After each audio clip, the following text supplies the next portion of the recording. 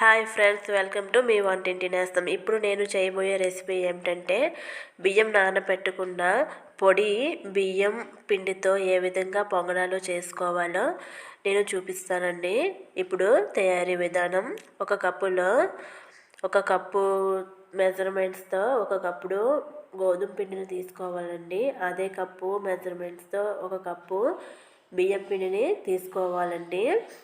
మనం ఎంత పిండినైతే తీసుకున్నామో ఆ పిండికి సగం బెల్లాన్ని తీసుకోవాలండి. మనం ఒక కప్పు గోధుమ పిండి, ఒక కప్పు బియ్యాన్ని తీసుకున్నాం. 2 కప్పులు పిండి అయితే ఒక కప్పు బెల్లం తీసుకున్నామండి. ఆ విధంగా సగం బెల్లం తీసుకోవాలండి. ఈ బెల్లాన్ని స్టవ్ మీద పెట్టుకొని పాకం అయితే తీసుకోవాలండి. బెల్లం మొత్తం కరగనివ్వాలండి. మొత్తం కరిగిన తర్వాత ఇలా మొత్తం బెల్లాన్ని కలుపుకోవాలండి. మొత్తం బెల్లం కరిగిన తర్వాత పాకం అనేది లేత పాకాన్ని తీసుకోవాలండి. లేత పాకం అంటే బెల్లం పాకాన్ని 2 ఫింగర్స్తో తీసినప్పుడు, 2 ఫింగర్ రఫ్ చేసినప్పుడు లైట్గా అంటుకోవాలండి. అలా అయితే అది లేత పాకం అండి. ఇలా తీసుకున్న ఈ పాకాన్ని ఇందాక మనం తీసుకున్న బియ్యం పిండిని గోధుమ పిండిలో కలుపుకోవాలండి. కొంచెం కొంచెంగా కలుపుకోవాలండి. కొంచెం కొంచెం వేసుకొని కలుపుకోవాలండి. ఆ మిశ్రమం మొత్తం ఎక్కడ పిండి ఉండకుండా మొత్తం కలుపుకోవాలండి.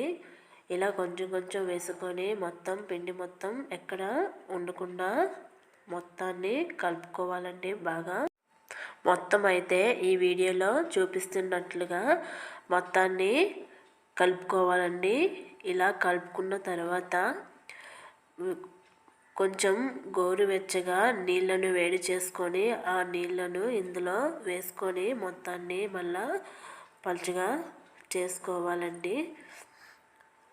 ఇలా మొత్తం పలుచగా ఒక లిక్విడ్ కన్సిస్టెన్సీ వచ్చినంత వరకు కలుపుకోవాలండి.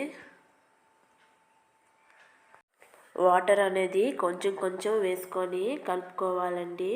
లేదంటే చాలా పలుచగా అయిపోతుంది. చాలా పలుచగా కలుపుకోకూడదండి. కొంచెం కొంచెం వేసుకొని నేను వీడియోలో చూపిస్తానండి. ఆ కన్సిస్టెన్సీ వచ్చినంత వరకు కలుపుకోవాలండి. ఎక్కడ పిండి ముద్దలు లేకుండా సాఫ్ట్గా అయ్యేంత వరకు మొత్తాన్ని ఈ పాకం మొత్తాన్ని కలుపుకోవాలండి. కొద్దిగా టైం అయితే పడుతుందండి కలుపుకోవడానికి. నాకైతే ఈ పాకం మొత్తాన్ని కలపడానికి 10 నిమిషాల సమయం అయితే పట్టిందండి. వేడి నీళ్ళే వేసుకొని కలుపుకోవాలండి. ఎందుకంటే ఒక 4-5 డేస్ నిల్వ ఉన్న పాడవకుండా ఉంటుందండి. ఇదిగోండి, ఈ వీడియోలో చూపిస్తున్నట్లుగా సాఫ్ట్గా ఎక్కడ పాకము ముద్దలు అనేవి లేకుండా మొత్తాన్ని బాగా కలుపుకోవాలండి.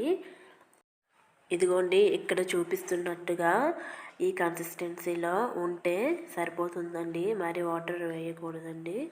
ఇగో ఇలా వేస్తుంటే అలా జారేటట్లు పడేటట్లు కన్సిస్టెన్సీ ఉండాలండి. పాకం మొత్తం సాఫ్ట్గా కలుపుకున్న తర్వాత ఫైనల్గా సాల్ట్ అయితే వేసుకోవాలండి. సాల్ట్ వేసుకొని మొత్తాన్ని ఒకసారి కలుపుకోవాలండి. ఇప్పుడు స్టవ్ ఆన్ చేసుకొని కళాయి పెట్టుకొని డీప్ ఫ్రైకి సరిపడా ఆయిల్ వేసుకోవాలండి. పొంగడాలు వేసుకోవడానికి ఒక గ్లాస్తోనే లేదా ఒక గరిటె లేదా ఒక కప్పుతో పాకాన్ని తీసుకొని ఆయిల్లో ఒకే దగ్గర వేసుకోవాలండి. అదే స్ప్రెడ్ అవుతుంది. తర్వాత ఆ పొంగడం మీద గరిటెతో ఆయిల్ వేసుకుంటే పొంగుతుందండి. అలా ఒక పక్క వేయించుకున్నాక తర్వాత టర్న్ చేసుకొని రెండో పక్క కూడా వేయించుకోవాలండి. అంతేనండి, తర్వాత తీసుకోవడమేనండి. అలా అన్ని పొంగడాలను వేసుకోవాలండి.